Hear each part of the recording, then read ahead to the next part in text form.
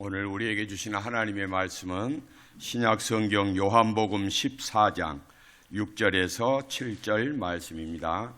신약성경 요한복음 14장 6절에서 7절 말씀입니다. 우리 함께 같이 읽겠습니다. 6절입니다. 시작. 예수께서 이르시되 내가 곧 길이요 진리요 생명이니 나로 말미암지 않고는 아버지께로 올 자가 없느니라. 너희가 나를 알았더라면 내 아버지도 알았으리로다. 이제부터는 너희가 그를 알았고 또 보았느니라. 아멘. 귀한 찬양 감사합니다. 수준이 있는 찬양 감사합니다. 어려운 찬양을 이렇게 은혜롭게 잘 불러주셔서 고맙습니다.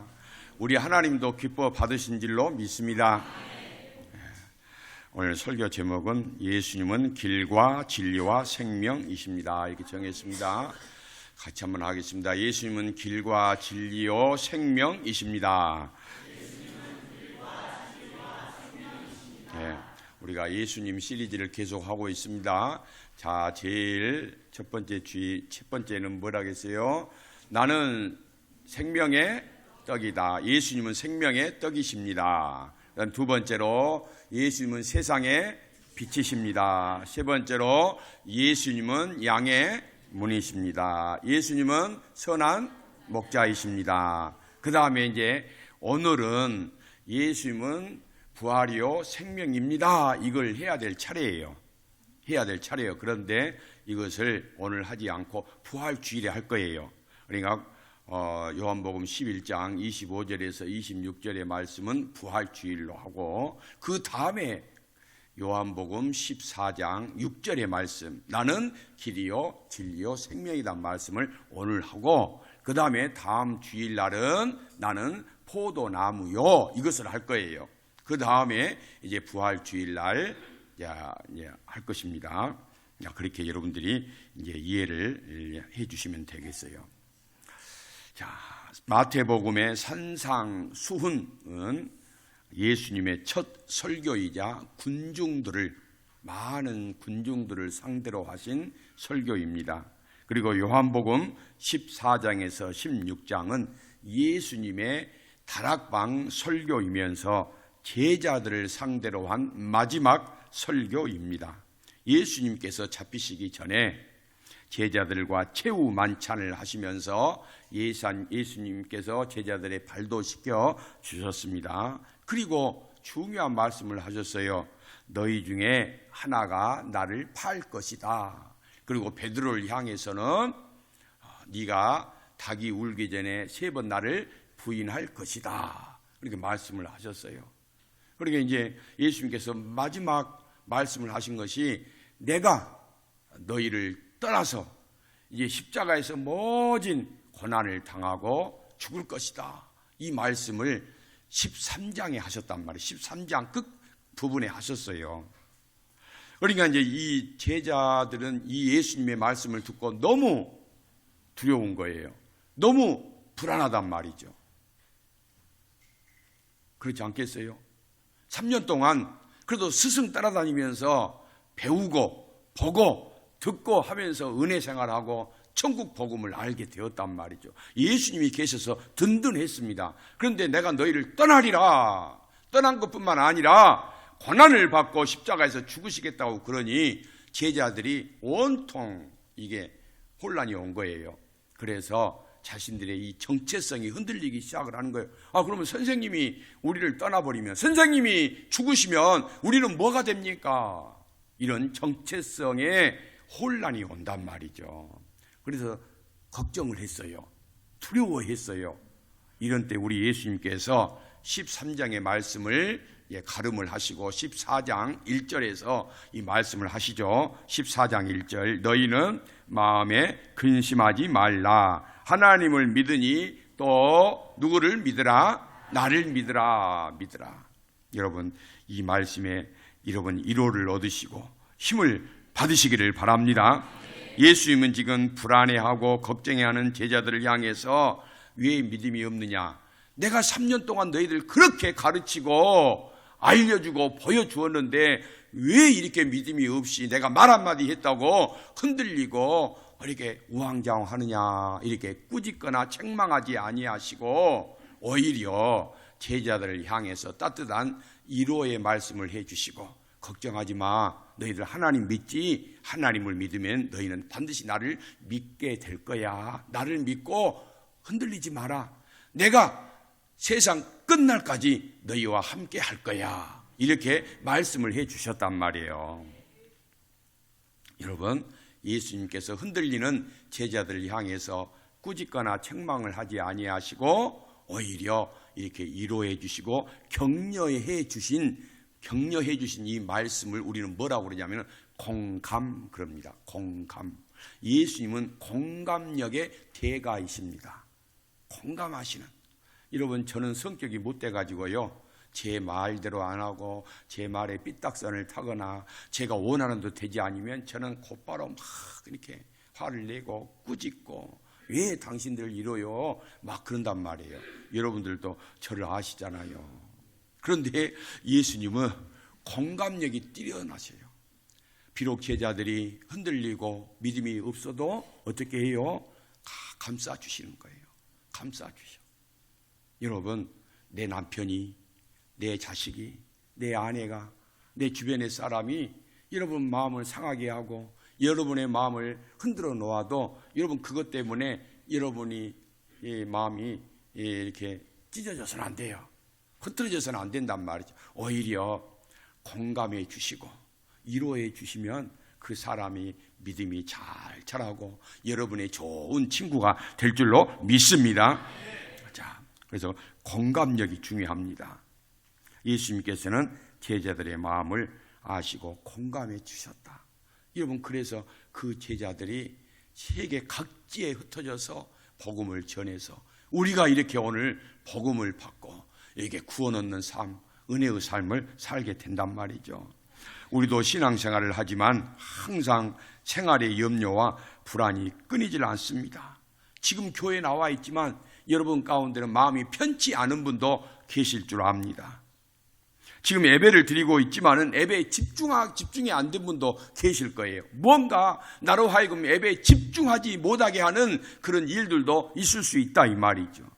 어떤 사람은 교회 가서 기도해야지 하고 주여 이렇게 기도는 하는데, 주님을 부르기는 하는데 곧바로 한숨이 나오고 걱정이 뒤따라오는 분들도 없잖아 있을 것입니다. 그런데 여러분, 중요한 것이 있습니다. 우리 주님은 우리의 마음을, 우리의 모든 형편을 아시고 그때마다 공감해 주시고, 내가 너를 안다, 내가 너를 붙들어 주리라, 내가 너를 굳세게 하리라, 내가 너와 함께 하리라, 이렇게 공감해 주시고 말씀해 주실 줄로 믿습니다. 예수님이 분명하게 근심하지 말라 이렇게 말씀을 하셨잖아요. 너희는 마음에 근심하지 말라 이렇게 말씀하신 이유가 있단 말이죠. 그러면 어떻게 우리가 근심하지 않고 예수님을 믿고 살 수가 있을까요? 어려운 것 없습니다. 우리가 하나님을 믿을 때, 하나님을 믿으면 내 안에 있는 근심과 염려와 불안이 나를 떠나게 됩니다. 하나님을 믿을 때, 예수님을 믿을 때 내 속에 자리 잡은 염려와 근심과 걱정이 이상하게 다 떠나버린 거예요. 그리고 예수님이 내 안에 계시니까 내 안에 평안이 찾아와서 자리를 잡게 되는 줄로 믿습니다. 그래서 여러분, 근심하지 마시고 오히려 근심하는 기간에 예수님을 마음에 모시고, 예수님 나의 주인이 되어 주옵소서, 예수님이 나의 왕이십니다, 나는 예수님만 붙들며 살겠습니다, 그렇게 고백하시기를 바랍니다. 여러분, 근심이 우리 마음의 주인이 되게 하면 안 되는 거예요. 누가 우리 마음의 주인이 돼야 된다? 예수님이시다. 누가 우리 마음의 왕이 돼야 된다? 예수님이야. 할렐루야.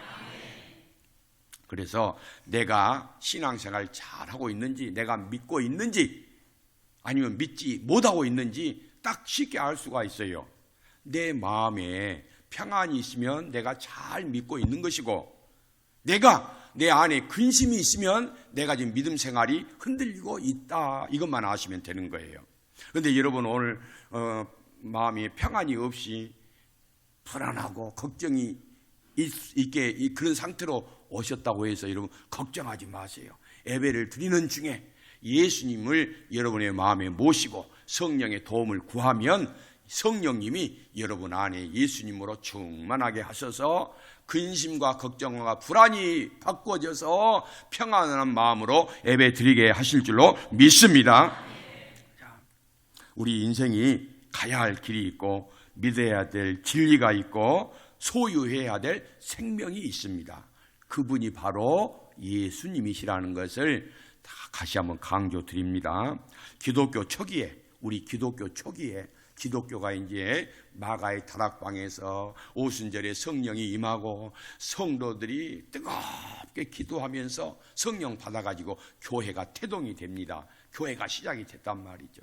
그렇게 해서 이제 세월이 갑니다. 그런데 초대교회 시절에 교회가 이제 이렇게 한참 부흥하고 각지로 흩어져서 복음을 전하는 그 초대교회 시절에 어거스틴이라고 하는 우리가 아우구스티누스 성경학교 때 제가 여러분들에게 말씀을 드렸잖아요. 그런데 그 어거스틴이라는 유명한 신학자요 교부가 있었습니다. 이분이 그 책도 여러 권 썼잖아요. 수많은 책을 썼어요. 제가 가지고 있는 책이 몇 권이 있는데 그 중에 고백론, 은총론, 그 다음에 뭐 이렇게 사제론, 뭐 여러 가지 있어요. 그런데 그 고백론에 보면은 이런 이야기가 나옵니다. 여러분 우리가 먹는 과일 배 있잖아요. 그 배 이야기가 나옵니다. 이 사람이 배설이 이야기를 하는데 그런 이야기를 하는 거예요. 자신이 배를 훔쳐 먹은 것은 배가 고팠기 때문이 아니라 내가 배를 훔쳐 먹은 것은 도둑질을 재미로 느꼈기 때문이다, 그런 말을 했습니다. 그리고 그는 죄의 달콤함에 빠져 있으면서 죄를 저지르는 쾌감이 나로 하여금 배를 서리하게 했다, 그렇게 말을 하고 있습니다. 이 말을 하신 이유가 뭘까요? 배를 이렇게 배가 고파서 서리한 것이 아니고 죄를 짓는 그 쾌락, 죄의 즐거움이 있었기 때문에 배를 서리했다, 배를 훔쳐 먹었다, 이거예요. 그러면서 그가 딱 강조한 것이 뭐냐면 우리 인간의 본성은 죄성이 있다. 우리 인간의 본성은 죄성을 가지고 있다. 그것을 강조를 합니다. 인간은 하나님의 은혜가 아니면 어느 한순간도 정상적인 삶을 살 수 없다, 그랬습니다. 우리 인간은 하나님의 은혜 아니면 한순간도 정상적으로 삶을 살 수가 없다. 그러니까 죄를 짓지 않고는 살 수가 없다, 이 말이에요. 하나님의 은혜 아니면 우리는 날마다 죄 속에서, 죄의 범벅 속에서 살 수밖에 없다, 이 말이죠. 동시대에, 그러니까 어거스틴과 함께 동시대에 이 영국 출신의 신학자가 있습니다. 그래서 펠라기우스라고 하는 사람이 있었는데 이 사람은 어떻게 이야기를 했느냐 하면은 사람은 아담의 원죄를 가지고 태어나지 않았다. 인간이 선과 악을 행하는 것은 인간의 자유의지로 행하는 것이다. 그러니까 내가 선을 행해야 되겠다는 의지가 있으면 선을 행하고, 내가 이렇게 악을 행하고자 하는 것도 내 인간의 의지로 악을 행한다, 그렇게 이야기를 해요. 자유의지를 강조를 한 사람입니다. 그래서 우리 인간이 얼마든지 혼자서 선한 일도 하고 좋은 일도 하고 정직한 일도 할 수가 있는데, 하나님의 은혜는 내가 단지 좋은 일, 선한 일을 할 수 있도록 나를 조금 도울 뿐이다, 쉽게 도울 뿐이다, 그렇게 펠라기우스라고 하는 신학자는 이야기를 했습니다. 그래서 이 사람의 신학의 요점을 딱 한마디로 하면은 이 사람은 원죄론을 부정해버린 사람입니다. 우리 인간 속에는 아담과 하하가 범죄한 그 원죄가 들어와 있다, 이것을 부인해 버린 거예요. 부정해 버렸단 말이죠. 그래서 그때 당시에 이 펠라기우스라는 사람은 심각한 이단이다 해가지고 이단으로 정죄를 받았습니다. 이 사람이 했던 말 중에 또 유명한 말이 있습니다. 여러분들이 학교 다닐 때 이게 한 번이라도 들어봤을 거예요. 하늘은 스스로 돕는 자를 돕는다. 들어보셨죠? 네. 그 말을 펠라기우스가 처음으로 했어요. 하나님은 스스로 돕는 자를 돕는다. 무슨 말이냐면 사람이 스스로 자유의지를 가지고 이렇게 내가 선하게 살아야지, 내가 성공해야지, 내가 열심히 해야지 하는 사람을 도운다 이거예요. 그런데 이 말이 맞는 말이기는 맞는 말이지만은 다 맞는 말이 아니고 반만 맞아요. 반만. 그런데 어거스틴은 뭐라고 했느냐 하면은 하나님은 스스로 도울 수 없는 사람을 도우신다 그랬어요. 하나님은 스스로 도울 힘이 없는 사람을 도와주신다. 여러분, 우리가 대단한 것 같지만은 여러분 우리 스스로는 의를 찾아갈 수가 없고 의를 행할 수가 없고 구원을 얻을 수가 없어요. 여러분, 인간이 스스로 노력해서 구원을 얻는 게 아니에요. 내가 선한 일을 해서 구원을 얻는 것이 아니란 말이에요. 내가 착한 일을 해서 구원을 얻는 것이 아니란 말이죠. 우리 인간은 죄인이기 때문에 스스로 구원에 이를 수가 없어요. 그래서 하나님께서 우리 예수님을 이 땅에 보내주셔서 우리가 구원을 얻을 수 있도록 우리의 길이 되어주시고 진리가 되어주시고 생명이 되어주셨다 이 말씀이에요. 그래서 우리 인간은 하나님은 스스로 돕는 자, 그건 틀린 말이에요. 내가 아무것도 할 수 없습니다. 하나님이 은혜를 베풀어 주셔야 내가 구원을 얻을 수가 있고 하나님이 우리를 도와주셔야, 저를 도와주셔야 제 인생이 빗나가지 아니하고 복된 인생, 보람된 인생, 행복한 인생을 살게 될 줄로 믿습니다. 이렇게 고백하며 사는 것이라 이 말이죠. 그래서 사도 바울이 그랬잖아요. 오호라, 나는 공고한 사람이로다. 이 사망의 몸에서 누가 나를 건져내랴. 사도 바울이 뭐라고 고백을 한 거예요? 오호라, 나는 공고한 사람이로다. 공고한 사람. 이 사망의 몸에서 누가 나를 건져내랴. 자기 스스로 자기를 구원해낼 수 있다? 없다? 없단 말이에요. 사도 바울이 내가 아무리 신학을 공부하고 예수님을 직접 만난 사람이고 천국에 내가 갔다 왔지만은 나는 스스로 내 자신을 구원할 수 없다 이거예요. 그러면서 나를 구원할 일은 오직 그리스도 예수뿐이다. 할렐루야. 그것이 오늘 우리가 기억해야 될 말씀입니다. 여러분, 불교에서는 인생은 고해다 그럽니다. 고해, 쓸고 바다해. 인생은 쓰디 쓰다, 짜디 짜다, 고통이 많고 문제가 많고 힘들다 이 말이에요.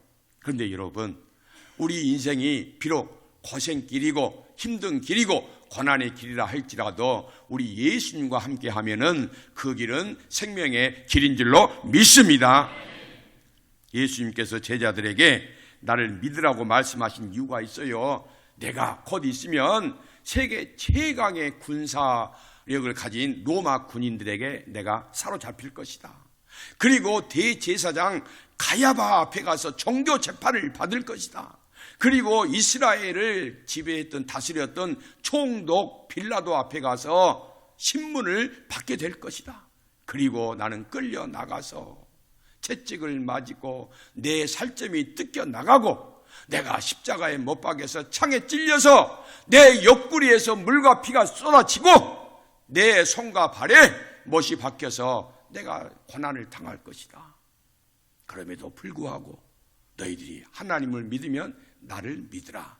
내가 이렇게 고난 당하는 것은 너희를 구원하기 위함이다 이 말이에요.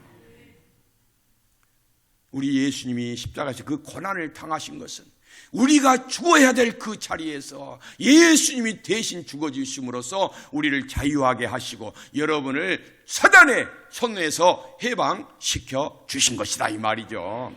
여러분 오늘 예배를 드리면서 이런 예수님 앞에 나와서 예배를 드리니 여러분의 마음은 행복하고 여러분은 정말 자유한 자요 해방을 누리는 자인 줄로 믿습니다. 세상에서 가장 불행한 사람은 믿지 못하면서 믿는 채 하는 사람입니다. 어떻게 정말로 예수님이 십자가에서 나를 위해서 죽으셨어? 이게 도저히 믿겨지지 않는데 예수님이 어떻게 십자가에서 부활을 하셨어? 정말 예수님이 십자가에서 죽으셨다고 해서 내 죄가 어떻게 씻어지는 거야? 여러분 이런 의문을 가질 수가 있습니다. 그런데 여러분 믿지 못하면서 믿는 채 하지 마십시오. 여러분 의심이 들고 회의감이 생기고 뭔가 이렇게 확실한 것이 없거든 어떻게 해야 돼요? 정면 돌파를 하세요. 하나님 나 솔직하게 말해서 예수님이 나를 위해서 십자가에서 죽었다는 사실이 믿겨지지 않습니다. 그리고 그 예수님이 3일 만에 다시 살아났다고 부활했다고 하는데 나 이것도 믿겨지지 않습니다. 예수님이 십자가 죽으셔서 피를 흘리셨다는데 그 피가 왜 어떻게 나의 죄를 다 씻어주십니까? 도저히 믿겨지지 않습니다. 솔직하니 고백을 하시랍니다. 그리고 주님 저에게 믿음을 주세요. 저는 믿고 싶습니다. 이 사실이 저를 위한 것임을 믿고 싶습니다. 그렇게 간절하게 진실하게 고백을 하면은 하나님께서 우리에게 믿음을 주신단 말이에요. 믿음을 주셔. 그 사건이 믿어지게 한단 말이죠. 그래서 여러분 이것을 사실 정면으로 돌파를 해야지 믿어지지 않는데 믿으라고 하니까 그냥 믿어볼까? 그래 어떻게 나중에 믿어지겠지 이렇게 하지 마시고 이것을 놓고 기도를 하셔요. 그리고 하나님께서 은혜를 달라고 하시란 말이죠. 그러면 그게 하나씩 벗겨지게 되고 믿어지게 되고 내 신앙의 고백이 될 줄로 믿습니다. 그래서 오늘 4절을 한번 보겠습니다. 4절을 보면은 내가 어디로 가는지 그 길을 너희가 아느니라 그랬어요. 그러니까 예수님이 지금 가시고자 하시는 길은 고난의 길, 순교의 길, 십자가의 길이란 말이죠. 그 길을 너희가 아느니라. 이 말씀을 하신 이유가 뭐예요? 너희도 내가 가는 그 길을 알면은 당연히 가게 되어 있다 이 말이에요. 여러분 우리 인간은 죄 짓는 인간은 어떨까요? 십자가의 길, 순교자의 길, 고난의 길을 가고 싶어 할까요? 아니면은 평탄한 길, 넓은 길, 장애가 없는 길, 형통한 길을 가고 싶어 할까요? 후자죠? 솔직하니 말해보세요. 제가 그런다고 여러분들 일어서세요, 두 손 들고 있으세요 이렇게 말을 할 수가 없죠. 그런데 우리는 사실 모든 인간은 다 형통한 길, 순탄한 길, 장애물이 없는 길, 복된 길을 가려고 한단 말이죠. 그런데 예수님은 제자들에게 너희들이 나의 가는 그 길을 아느니라. 이 말은 뭔 말이에요? 너희들도 내가 가는 그 길을 와야 돼. 그 길을 살아야 돼 이 말이에요. 그 길은 비록 좁을지라도 십자가를 지는 고난이 있을지라도 순교자의 삶을 사는 고통의 길일지라도 그 길이 생명의 길이다 이 말이에요. 할렐루야. 여러분 그런데요 우리가요 참 이상합니다. 그래 내가 십자가의 길을 가야지 하고 그 길을 딱 들어선 순간에 그 길이 좁은 길이 아니라 갈수록 은혜의 길이고 빛이 나는 길이고 생명이 하나님의 영광이 나를 축복해지는 길이고 성령이 나를 도와주시는 길이 된다 이 말이에요. 그런데요 십자가 고난 순교의 길이 어렵고 힘드니까 아이고 나 그 길 싫어요. 나 죽어도 못해요. 그리고는 넓은 길, 편한 길, 형통한 길로 딱 들어서면은 정말 그때부터 뭔가 편안하고 인생 술술 풀릴 것 같은데 딱 들어서면서부터 어때요? 어두컴컴한 길이요, 사단이 인도하는 길이요, 문제가 많고 고난이 많고 걱정이 많고 이런 길로 가게 된다 이 말이죠. 여러분 그러니까 믿음으로 예수님이 가신 그 길을 가면 성령 하나님께서 이제 그때부터 우리 인생의 안내자가 되어주시고 가이드가 되어주시고 축복자가 되어주시고 은혜자가 되어주실 줄로 믿습니다. 사람은 정직한 만큼, 신앙은 정직한 만큼 잘한다 이런 말이 있어요. 제가 한 말이 아니고 어느 신학자가 한 말이에요. 신앙은 정직한 만큼 잘한다. 정직한 만큼. 그러니까 여러분, 신앙생활 하는 사람들 가운데도 정직하지 못한 사람이 있다는 거예요. 거짓으로 신앙생활 하는 사람이 있다 이 말이에요. 정직하게 신앙생활 하는 게 뭘까요? 십자가의 길을 가는 거예요. 힘들어도 어려도 내게 고난이 있어도 우리 주님이 가신 길을 가는 거예요. 그게 정직한 거예요. 정직한 신앙생활을 할 때 신앙이 성장한다, 신앙이 자란다 이 말이에요. 그런데 힘들고 어렵다고 타협을 해버리고 이쪽 저쪽 방황하고 이리 갈까 저리 갈까 차라리 돌아갈까 세 갈래 길 그래버리면 안 된다 이 말이에요. 끝까지 십자가의 길, 예수님이 가신 길, 순교자의 길, 믿음의 길을 가면은 신앙이 쑥쑥 자랍니다. 그래서 어떠한 어려움이 있다 할지라도, 마귀가 우리를 대적한다 할지라도 끄떡이 없는 거예요. 그 다음 또 영성은 정직한 만큼 깊어진다, 그렇게 말을 했어요. 영성은 정직한 만큼 깊어진다. 여러분, 우리가 다 영성 생활에 깊이가 있는 그런 신앙생활을 하기를 원하잖아요. 기도 한마디를 해도 깊이가 있는 기도, 말씀 한마디를 들어도 은혜가 쫙 넘치는 그런 신앙생활을 하기를 원하잖아요. 그런데 그것은 정직할 때, 정직한 할 때 우리의 영성이 깊어진다 그랬어요. 그래서 여러분, 이 신앙의 가장 큰 적은 불신앙이 아니에요. 뭘까요? 위선, 거짓입니다. 여러분, 힘들고 어려워도 여러분 예수님이 가신 그 길을 가십시오. 장애물이 있어도 고난이 있어도 정직하게 하나님 앞에 신앙생활 하십시오. 그러면 그때부터 하나님이 우리를 도와주신다, 길을 축복해 주시는 줄로 믿습니다. 그래서 6절에 예수께서 이르시되 내가 곧 길이요 진리요 생명이니 나로 말미암지 않고는 아버지 하나님께로 올 자가 있다 없다? 없다. 할렐루야. 여기서 길은 나를 하나님께로 연결해 주는 길입니다. 그분이 누구세요? 예수님이세요. 이 땅과 하늘나라를 연결해 주는 통로가 있는데 그분이 누구세요? 예수님이시란 말이죠. 유한한 나를 영원한 나라로 연결해 주는 통로가 누구시다? 예수님이시다. 할렐루야. 그래서 여러분, 이게 바로 길이요 길, 진리요 생명이다 이 말이죠. 사도행전 4장 12절을 보면은 다른 이로서는 구원을 받을 수 없나니 천하 사람 중에 구원을 받을 만한 다른 이름을 우리에게 주신 일이 있다 없다? 없다 이 말이죠. 확실히 믿으시죠? 우리 인간이 가는 길이 세 종류의 길이 있어요. 그러니까 우리가 가는 길은 생명의 길이잖아요. 그런데 예수를 믿지 않는 사람들이 가는 길은 세 종류가 있다 이 말이죠. 첫 번째, 길 없는 길입니다. 길 없는 길. 길인 줄 알고 좀 갔는데 어느 때인가 길이 탁 막혀버렸단 말이죠. 막혀버렸어. 길이 끊겨버렸단 말이죠. 이 세상에 많은 사람들이 이 길 없는 길을 가고 있어요. 얼마나 답답합니까? 그 길 없는 길을 가는 사람들 향해서 우리가 어떻게 해야 돼요? 여보, 당신 그 길은 길이 아니야. 그 길 가면 막혀 있어. 끝나버려. 그렇게 우리가 전해줘야 된단 말이야. 예수 믿어야 돼. 예수 믿어야 돼. 그래야 우리가 하늘나라로 가는 길을 만날 수가 있어. 믿어줘요. 두 번째 길이 있습니다. 길 아닌 길입니다. 길 아닌 길. 그러니까 이 길은 길이 아닌데 길이라고 누가 옆에서 가르쳐 주는 거예요. 그 길을 가야 돼.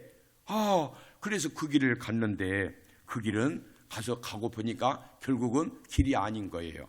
사망의 길이더라 이 말이죠. 그 길로 가는 사람들도 우리 주변에 얼마나 많이 있는지 몰라요.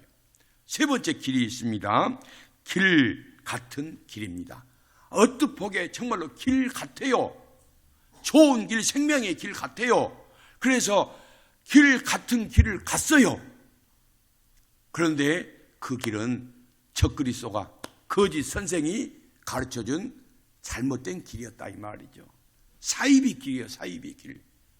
여러분 그 길도 가는 사람은 망합니다. 사망이란 말이죠. 그런데 여러분 감사하십시오. 그런데 저와 여러분은 참 길이요 진리요 생명이 되신 온전한 길, 하나님이 우리를 천국과 연결해주고 통로가 되시는 그 길을 지금 우리가 가고 있으니 저와 여러분은 세상에서 가장 축복받은 사람이요, 가장 은혜가 넘친 사람이요, 가장 행복한 사람이요, 복인 중에 복인 줄로 믿습니다. 여러분 그래서 우리가 이렇게 복받은 사람인데 여러분 세상에 나가서 세상 것 때문에 마음 상해하지 마시고 불행하다 여러분 불평하지 마시고 또 나는 왜 이렇게 이 모양으로 살까 근심 불안해하지 마시고 우리 주님 모시고 길이요 진리요 생명의 신 우리 주님과 함께 승리하시기를 주님의 이름으로 축복합니다. 하나님 아버지 감사드립니다.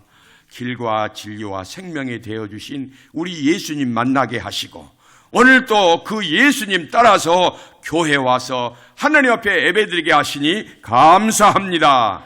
주여 우리의 마음이 비록 이 땅에 있지만은 우리의 모든 것은 저 하늘나라 우리 하나님과 연결되어 있는 줄로 믿습니다. 하루하루 한 시간 한 시간 살면서 이 기쁨, 이 행복, 이 은혜 누리며 사는 저희들 다 되게 하여 주옵소서. 예수님 이름으로 기도 올리옵나이다. 아멘.